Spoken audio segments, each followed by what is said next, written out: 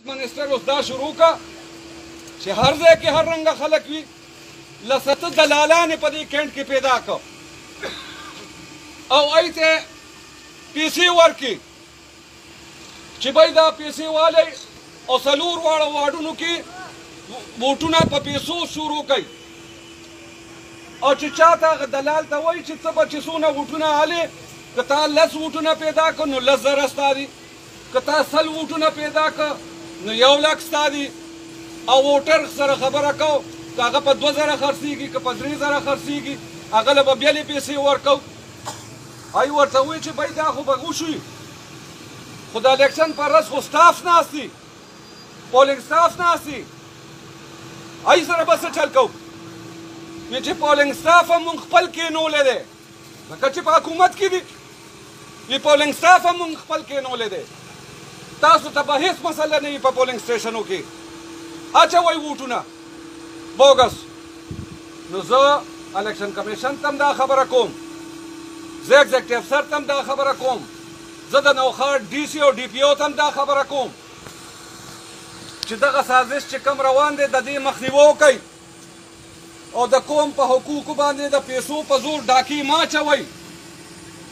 او که نه دا شی چې کوم روان و د دی سیکرسي مونږ ته راورسېده نو د الیکشن په ورځ به ګورم چې کوم سړي رانه بوګس ووټ واچولو خدای شته یا به زه نه یم او یا به هغه کس نه او چې کوم دلګان لګیا دي ای ټاوټان جوړ شوي دي او ګرځي په دې څلور واډونو کې ای ته هم ویم چې کم یو ټاوټ مې ونیو خدای حاضر ناظر ګڼم چې کمیس به ترې وباسم په دې بازار کې بیا ګرځوم انشاءالله او دا خاطر دې جمع وساتي چې اوس هغه وخت نه دی چې ته به زما د قوم په حق باندې ډاکا چې زه به درته نیغ نیغ ښورم زه در سره نه کیسونه کوم او نه در سره د الیکشن کمیشن کیس اچوم زه به په هغه ورځ تا سره حساب کوم انشاءالله او هغې ته مونږ ښه بندوبست کړی دی ځکه دا اډمنسټریشن ته ویم چې دا شی کنټرول کوي ځکه چې ته پته ده چې مونږ بیلو نو اوس هغوی هر به استعمالوي لګیا دي او یوه خبره اخیره کې کوم هغه زه د خپل اقلیتي برادرۍ رونو ته کوم چې خدای ته وګورئ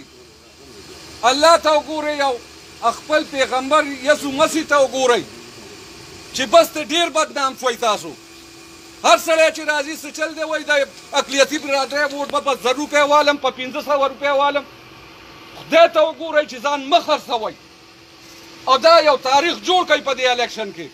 چې یو اقلیتي رور چې کم دی هغه به په پیسو نه خرڅېږي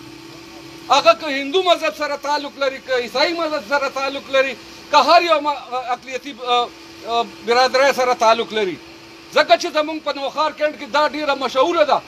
یو هم وایي چې د اقلیت نه لمبه ویړه نه بېغمه شه منسټر صاحب دا ټول به دله زه په پیسو والم بل وایي ګړامه نه ته بېغمه شه دا ټول به دله په پیسو دا ټول اقلیتي برادران چې کوم دي نو دا ولې د خرڅ مال دی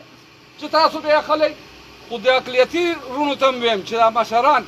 کم از کم خپل یو کردار جوړ کوي او دې الیکشن کې دا ختم کوي د ځان نه چې اقلیتي ممبر ووټر به خرڅېږي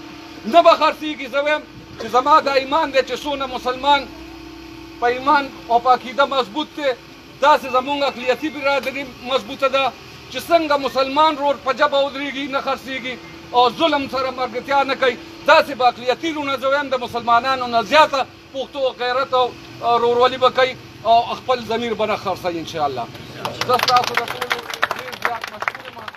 الله دې ستاسو قدر وکړي ما ډېرې خبرې وکړي انشاء